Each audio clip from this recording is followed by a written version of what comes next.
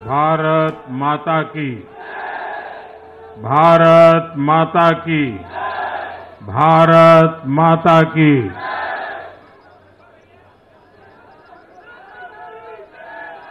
हम सबने सुना है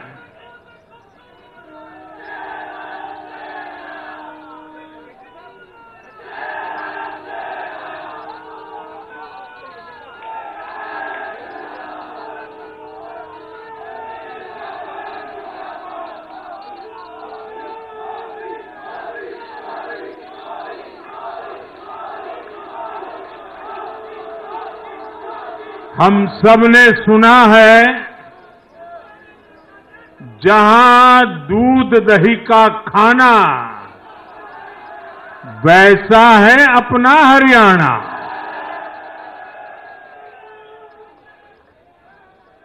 हरियाणा के लोगों ने फिर कमाल कर दिया है और कमल कमल कर दिया है। साथियों, आज नवरात्रि का छठा दिन है। मां कात्यायनी की आराधना का दिन है।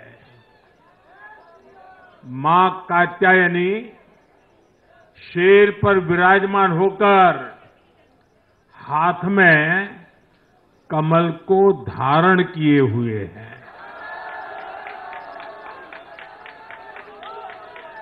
हम सभी को आशीर्वाद दे रही है।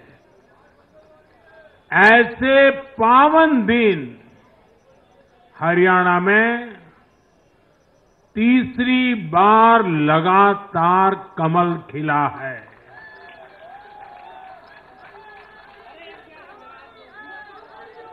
गीता की धरती पर सत्य की जीत हुई है। गीता की धरती पर विकास की जीत हुई है। गीता की धरती पर सुशासन की जीत हुई है। हर जाति, हर वर्ग के लोगों ने हमें वोट दिया है। साथियों, जम्मू कश्मीर में दशकों के इंतजार के बाद आखिरकार शांतिपूर्वक चुनाव हुए। वोटों की गिनती हुई, नतीजे आए। ये भारत के संविधान की जीत है, भारत के लोकतंत्र की जीत है। जम्मू कश्मीर के लोगों ने नेशनल कॉन्फ्रेंस और उनके गठबंधन को ज्यादा सीटें दी है। मैं उन्हें भी शुभकामनाएं देता हूं। वोट प्रतिशत के हिसाब से देखें तो जम्मू कश्मीर में जितनी भी पार्टियां चुनाव लड़ रही थी, उसमें वोट शेयर के हिसाब से भाजपा सबसे बड़ी पार्टी बनकर के उभरी है।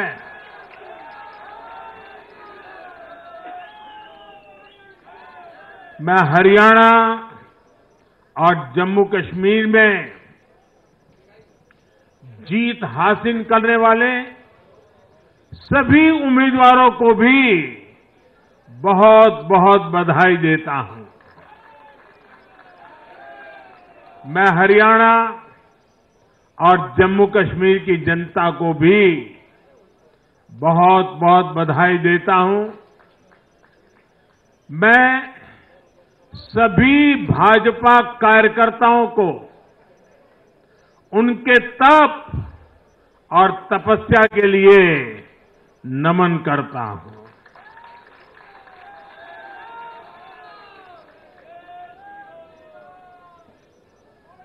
हरियाणा की ये जीत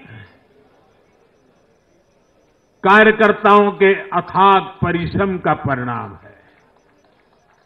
हरियाणा की ये जीत नड्डा जी और हरियाणा की टीम के प्रयासों की जीत है। हरियाणा की ये जीत अतिशय नम्र विनम्र ऐसे हमारे मुख्यमंत्री जी के कर्तव्यों की भी जीत है। साथियों, आज हरियाणा में झूठ की गुट्टी पर विकास की गारंटी भारी पड़ी है। हरियाणा की जनता ने नया इतिहास रच दिया है। शायद आप लोगों को पूरी जानकारी नहीं होगी, हरियाणा का गठन 1966 में हुआ था। इतने वर्षों में बड़े बड़े दिग्गजों ने इस राज्य का नेतृत्व किया। शायद हिंदुस्तान में बहुत कम राज्य के नेता ऐसे होते हैं जिनको पूरा हिंदुस्तान जानता है। एक जमाना था हरियाणा के इन दिग्गज नेताओं का नाम पूरे देश में चर्चा में रहता था। हरियाणा में अब तक 13 चुनाव हुए। 13 चुनावों में से 10 चुनावों में हरियाणा के लोगों ने हर 5 साल के बाद सरकार बदली, लेकिन इस बार हरियाणा के लोगों ने जो किया है वो अभूतपूर्व है। वो पहले कभी नहीं हुआ। पहली बार ऐसा हुआ है जब 2 कार्यकाल, पूरे 5-5 साल के 2 कार्यकाल पूरा करने वाली किसी सरकार को हरियाणा में फिर से मौका मिला हो। ये भारतीय जनता पार्टी को तीसरी बार मौका मिला है। यहां के लोगों ने सिर्फ तीसरी बार हमारी सरकार नहीं बनाई, बल्कि हमें सीटें भी ज्यादा दी हैं और वोट शेयर भी ज्यादा दिया है। ऐसा लगता है हरियाणा के लोगों ने छप्पर फाड़ कर वोट दिया है। इस जनादेश की गूंज दूर दूर तक जाएगी।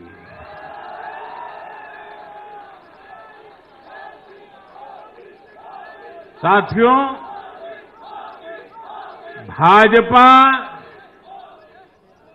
दुनिया का सिर्फ सबसे बड़ा दल ही नहीं है, भाजपा सबसे ज्यादा दिलों में भी बसी हुई है।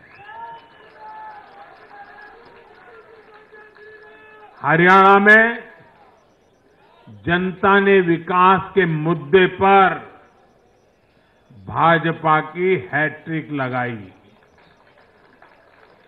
भाजपा ने कांग्रेस के कुशासन से मुक्ति दिलाई। इसलिए गुजरात और मध्य प्रदेश की जनता 2 दशक से भी ज्यादा समय से वहां अपना आशीर्वाद बनाए हुए है।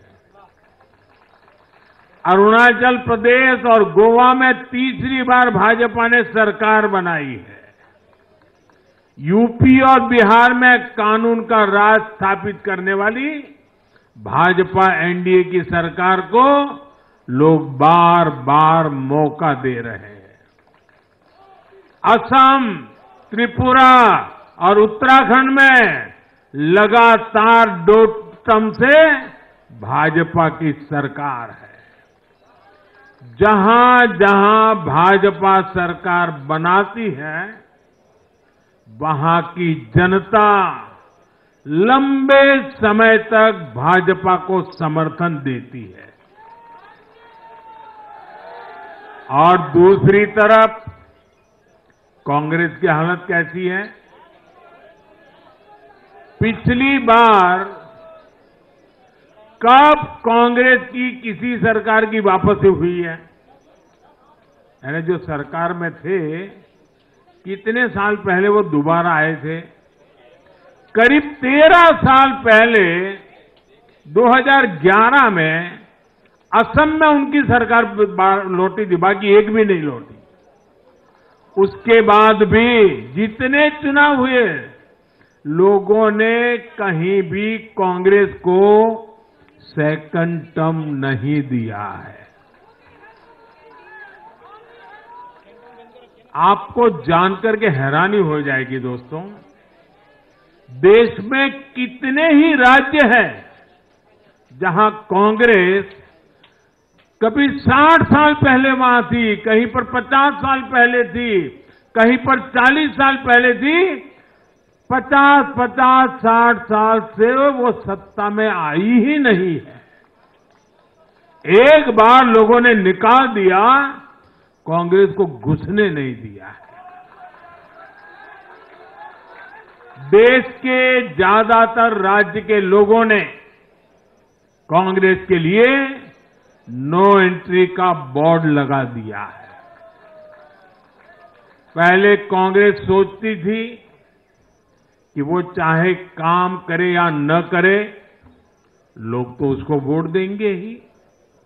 लेकिन अब कांग्रेस की पोल खुल चुकी है, उसका डिब्बा गोल हो चुका है। साथियों, कांग्रेस सत्ता को अपना जन्मसिद्ध अधिकार मानती है। सरकार में ना रहने पर कांग्रेस की हालत जल बिन मछली जैसी हो जाती है। इसलिए वो सरकार में आने के बाद देश को, समाज को भी दांव पर लगाने से नहीं हिचकती। आज पूरा देश देख रहा है कि कैसे कांग्रेस हमारे समाज में जाति का जहर फैलाने पर उतर आई है। जो लोग चांदी नहीं, सोने का चम्मच मुंह में लेकर पैदा हुए, जो लोग पीढ़ी दर पीढ़ी 5 स्टार लाइफ जीते आ रहे हैं, वो गरीब को जाति के नाम पर लड़वाना चाहते हैं। हमारे दलित, पिछड़े, आदिवासी समाज को भूलना नहीं है। ये कांग्रेस है जिसने दलितों, पिछड़ों पर सबसे ज्यादा अत्याचार किया है। ये कांग्रेस है जिसने उन्हें इतने दशकों तक रोटी, पानी, मकान से वंचित रखा। ये वो लोग हैं जो 100 साल बाद भी सत्ता मिलने पर कभी किसी दलित, पिछड़े, आदिवासी को प्रधानमंत्री नहीं बनने देंगे। सच्चाई ये है कि कांग्रेस का परिवार दलितों, पिछड़ों, आदिवासियों, इनसे नफरत करता है, उनसे चिढ़ता है। इसलिए आज जब दलित, पिछड़े, आदिवासी शीर्ष स्थान पर जा रहे हैं, तो इनके पेट में चूहे दौड़ने लग जाते हैं। हरियाणा भी इन्होंने दलितों को, ओबीसी को भागीदारी देने से साफ इनकार कर दिया था। उन्होंने दलितों और पिछड़ों को भी अपमानित किया। कांग्रेस के शाही परिवार ने तो डंके की चोट पर कहा कि वो आरक्षण खत्म कर देंगे। दलित और पिछड़ों का आरक्षण छीनकर कांग्रेस अपने वोट बैंक में देना चाहती थी। हरियाणा भी वो यही करने जा रही थी। साथियों, कांग्रेस भारत के समाज को कमजोर करके, भारत में अराजकता फैलाकर देश को कमजोर करना चाहती है। इसलिए वो अलग अलग वर्गों को भड़का ही रहे हैं, लगातार आग लगाने की कोशिश कर रहे हैं। देश ने देखा कि कैसे किसानों को भड़काने का प्रयास हुए, लेकिन हरियाणा के किसानों ने उन्हें करारा जवाब दिया कि वो देश के साथ है, वो भाजपा के साथ है। हमारे दलित ओबीसी साथियों को भड़काने की कितनी ही कोशिशें हुई, क्या क्या प्रपंच नहीं किए गए, लेकिन इस समाज ने भी इस षड्यंत्र को पहचाना और कहा कि वो देश के साथ है, भाजपा के साथ है। इन लोगों ने हमारी सेना को लेकर भी अपप्रचार किए, हमारे नौजवानों को भड़काया। इस साजिश को भी हरियाणा के नौजवानों ने नाकाम कर दिया। आज हरियाणा ने कांग्रेस को दो टूक संदेश दे दिया है। ये देश विरोधी पॉलिटिक्स नहीं चलेगी। हरियाणा की हर बिरादरी, हर परिवार ने एकजुट होकर वोट दिया, देशभक्ति से ओतप्रोत होकर वोट दिया। देशभक्तों को बांटने की साजिश को हरियाणा ने फेल कर दिया। साथियों, बीते कुछ समय से भारत के विरुद्ध भांति भांति के षड्यंत्र चल रहे हैं।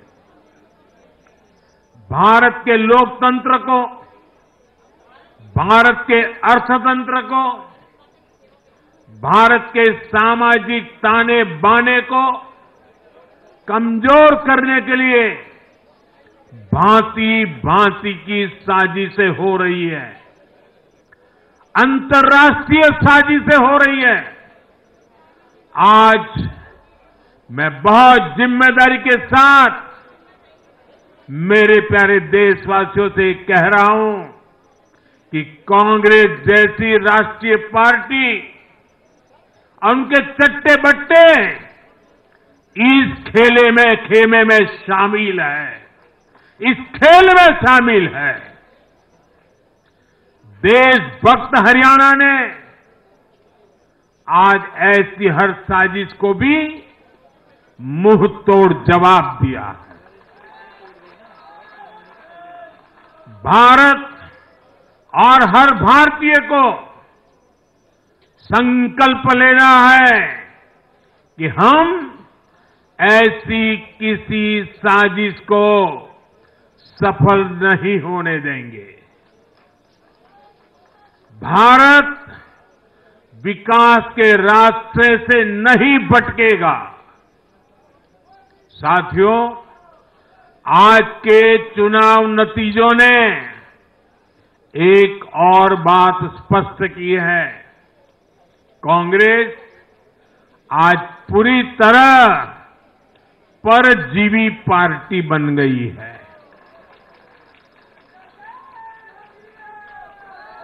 यहां हरियाणा में कांग्रेस परजीवी बनकर किसी के साथ नहीं थी, अकेली थी, तो उसे करारी हार मिली। जम्मू कश्मीर में उसकी सहयोगी पार्टी डर के मारे पहले से कई कह रही थी कि कांग्रेस की वजह से उसे नुकसान हो रहा है और आज के नतीजों में भी वही दिखा है। आपको याद होगा लोकसभा चुनाव के नतीजों ने भी हमने यही देखा था। लोकसभा में कांग्रेस जितनी सीटें जीती उनमें आधी से ज्यादा सीटें वो अपने सहयोगियों की वजह से जीती है। इसके अलावा जहां सहयोगियों ने कांग्रेस पर भरोसा किया वहां उन सहयोगियों की ही नैया डूब गई। कई राज्यों में कांग्रेस के खराब प्रदर्शन का खामियाजा उसकी सहयोगी पार्टियों को उठाना पड़ा। कांग्रेस ऐसी परजीवी पार्टी है जो अपने सहयोगियों को ही निगल जाती है। साथियों, कांग्रेस एक ऐसा देश बनाना चाहती है जहां लोग अपनी ही विरासत से नफरत करते हो, अपनी राष्ट्रीय संस्थाओं पर शंका करते हो, जिस पर देशवासी गर्व करते हैं, कांग्रेस उस हर चीज की छवि को धूमिल करना चाहती है। देश का चुनाव आयोग हो, देश की सेना हो, हमारी पुलिस हो, देश की न्यायपालिका हो, कांग्रेस हर संस्था पर दाग लगाना चाहती है। आपको याद होगा लोकसभा चुनाव का परिणाम आने के पहले इन्होंने किस तरह का कोहराम मचाया था। चुनाव के दौरान भी ये लोग, इनको सहयोगी दल, इनके अर्बन नक्सल साथी कितनी बार कोर्ट गए, सुप्रीम कोर्ट तक गए। और किस लिए? ताकि ये लोग चुनाव आयोग की संवैधानिक निष्पक्षता पर बट्टा लगा सके। आज भी उन्होंने ऐसा ही काम किया है। आज भी कांग्रेस ने देश की जनता को गुमराह करने की कोशिश की है। कांग्रेस हर बार यही कोशिश करती है कि हमारी संस्थाओं की निष्पक्षता पर सवाल उठाए, उसकी प्रतिष्ठा पर आघात करे। कांग्रेस की यही आदत रही है। कांग्रेस बड़ी बेशर्मी से ऐसी करतूतें करती आ रही है।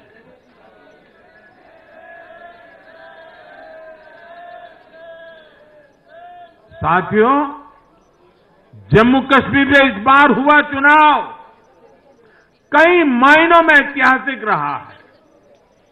वहां भारत का संविधान पूरी तरह से लागू होने के बाद ये पहला चुनाव था। आजादी के 7 दशक बाद भी अनेक लोगों को वोट डालने का हक नहीं था।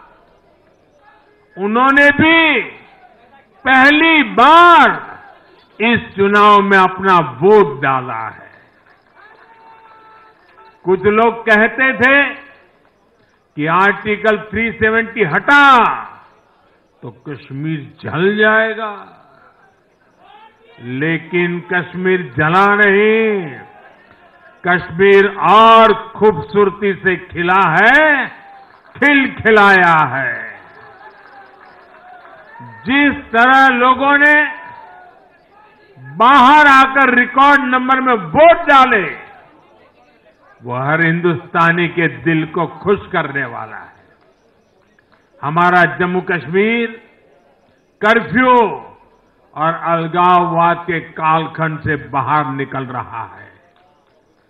1947 के बाद पहली बार हमारी सरकार ने जम्मू कश्मीर में बीडीसी के चुनाव कराए। आज पहली बार प्रशासन के हर स्तर पर, फिर चाहे वो विधायक हो, बीडीसी हो, डीडीसी हो, हर स्तर पर अब जनता द्वारा चुने हुए प्रतिनिधि काम करेंगे। हमने जम्मू कश्मीर में संविधान की स्पिरिट और उसकी मर्यादा की पुनः प्रतिष्ठा की है। बाबा साहब आम्बेडकर को इससे बड़ी श्रद्धांजलि क्या होगी। साथियों, मैंने विकसित भारत के लिए 4 स्तंभों की चर्चा, बार बार उस चर्चा को आपके सामने रखा है। ये 4 स्तंभ किसान, युवा, महिलाएं और गरीब। जम्मू कश्मीर हो या हरियाणा, हम विकास को इन्हीं 4 धाराओं के, 4 स्तंभों के बलबूते पर देश को विकसित भारत बनाने की दिशा में आगे बढ़ रहा है। इनको सशक्त करना ही भाजपा की प्राथमिकता है। हरियाणा के गरीब तो पिछले 10 साल से डबल इंजन की सरकार का काम देख रहे हैं। मुफ्त इलाज की सुविधा से लेकर नल से जल और पक्के घर तक हरियाणा के गरीब परिवारों को अनेक सुविधाएं मिली है। अब हरियाणा की भाजपा सरकार गरीब कल्याण के काम को और अधिक गति देगी। साथियों, हरियाणा तो कृषि के मामले में देश के अग्रणी राज्यों में शामिल है। हरियाणा की इस ताकत को भाजपा और मजबूती देने वाली है। हमारा लक्ष्य एकदम साफ है। भाजपा सरकार हरियाणा के किसानों की उपज को दुनिया के बाजारों तक पहुंचाना चाहती है। बाजरा जैसा यहां का मोटा अनाज श्री अन्न के रूप में दुनिया भर के डाइनिंग टेबल पर पहुंचे, ये हमारी प्रतिबद्धता है। हरियाणा खाने के तेल में आत्मनिर्भरता के मिशन को भी शक्ति देने वाला है। इससे हरियाणा के तिलहन किसानों को भी ज्यादा लाभ होगा। साथियों, हरियाणा के युवाओं ने दुनिया भर में अपना लोहा मनवाया है। चाहे मानेसर में मैन्युफैक्चरिंग सेक्टर हो, गुरुग्राम के स्टार्टअप्स हो या फिर खेल की दुनिया, हरियाणा के छोरा छोरी खूब धूम मचा रहे हैं। भाजपा सरकार इन सभी क्षेत्रों में और अधिक निवेश को बढ़ावा देने वाली है। आने वाले समय में भारत दुनिया में खेलों की एक महाशक्ति बनने जा रहा है और इसमें हरियाणा के नौजवानों की भूमिका बहुत बड़ी रहने वाली है। इसलिए हरियाणा में स्पोर्ट्स, ये इंफ्रास्ट्रक्चर को बढ़ावा देने के लिए एक आधुनिक रोड मैप भाजपा ने रखा है। साथियों, जब महिलाओं की बात आती है तो विमेन लेड डेवलपमेंट आज देश का मिजाज बनता जा रहा है। हमारी माताओं, बहनों, बेटियों के सशक्तिकरण से जुड़े हर पहलू पर भाजपा फोकस कर रही है। हरियाणा वो राज्य है जिसने बेटी बचाओ बेटी पढ़ाओ के रूप में देश को नेतृत्व दिया है। अब हरियाणा में हजारों लखपति दीदी और ड्रोन दीदी बनाने वाले हैं। लाडो लक्ष्मी योजना से भी हरियाणा की बहनों को मुफ्त बहुत लाभ होने वाला है। जब माताएं बहनें आर्थिक रूप से समृद्ध होगी, समर्थ होगी, तो इसका लाभ पूरे परिवार को होगा। परिवार समर्थ होगा तो हरियाणा समर्थ होगा, देश समर्थ होगा। साथियों, भाजपा की सरकार राष्ट्र को सर्वोपरि रखती है। Nation first. भाजपा की सरकार गरीबों की सेवा के लिए प्रतिबद्ध है। केंद्र हो या फिर हरियाणा, इन 10 सालों में भाजपा की सरकार पर भ्रष्टाचार का एक दाग नहीं लगा है।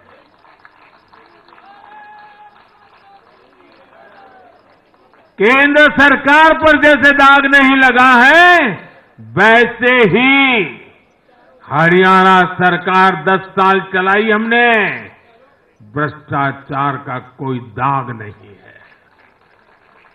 हमने सिर्फ और सिर्फ समर्पण भाव से जनता के विकास के लिए काम किया है। और मैं इसके लिए हरियाणा के मुख्यमंत्री भाई नायब सैनी जी और पूर्व मुख्यमंत्री श्रीमान मनोहर लाल जी की भरपूर तारीफ करता हूं, भरपूर प्रशंसा करता हूं। उन्होंने हरियाणा के विकास के लिए बहुत मेहनत की है। साथियों, जब जनता ऐसे काम को प्रोत्साहित करती है, नेक नियत और अच्छी नीति को सराहती है, तब काम करने की ऊर्जा भी दोगुनी होती है। हरियाणा ने भाजपा सरकार को प्रोत्साहित किया है। जम्मू कश्मीर ने भी भाजपा को प्रोत्साहित किया है। यह आशीर्वाद हमें और भी अधिक मेहनत करने के लिए प्रेरित करते हैं। और मैं इसके लिए जम्मू कश्मीर और हरियाणा की जनता को भी फिर एक बार हृदय से बहुत बहुत साधुवाद करता हूं।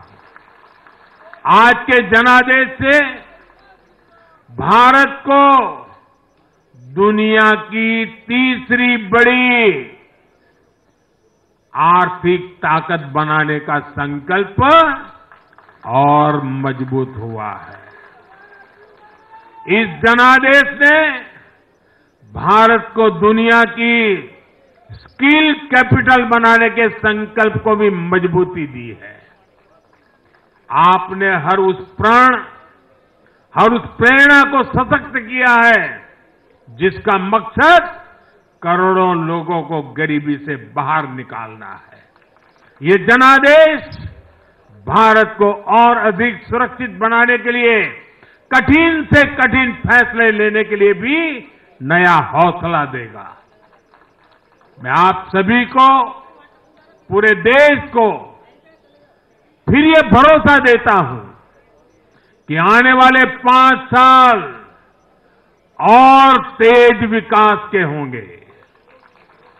हरियाणा विकसित होगा, जम्मू कश्मीर विकसित होगा, भारत विकसित होगा और ये हम करके दिखाएंगे। मैं एक बार फिर हरियाणा और जम्मू कश्मीर की जनता का आभार व्यक्त करता हूं। आप सब कार्यकर्ताओं का जितना अभिनंदन करूं उतना कम है।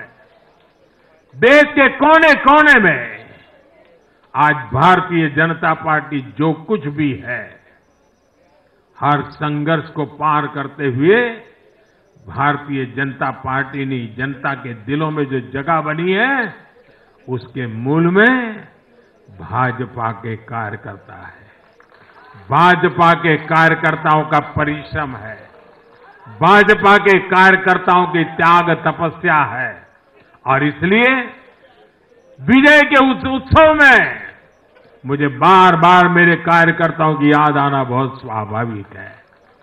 उनके प्रति अहोभाव व्यक्त करना मेरा स्वाभाविक मन करता है और इसलिए टीम स्पिरिट के साथ कंधे से कंधा मिलाकर, कदम से कदम मिलाकर लक्ष्य की ओर बढ़ते जाने वाले भारतीय जनता पार्टी कार्यकर्ता न रखने वाले हैं न थकने वाले हैं और झुकने का तो सवाल ही नहीं उठता है। मैं फिर एक बार आप सबका बहुत बहुत धन्यवाद करता हूं, अभिनंदन करता हूं।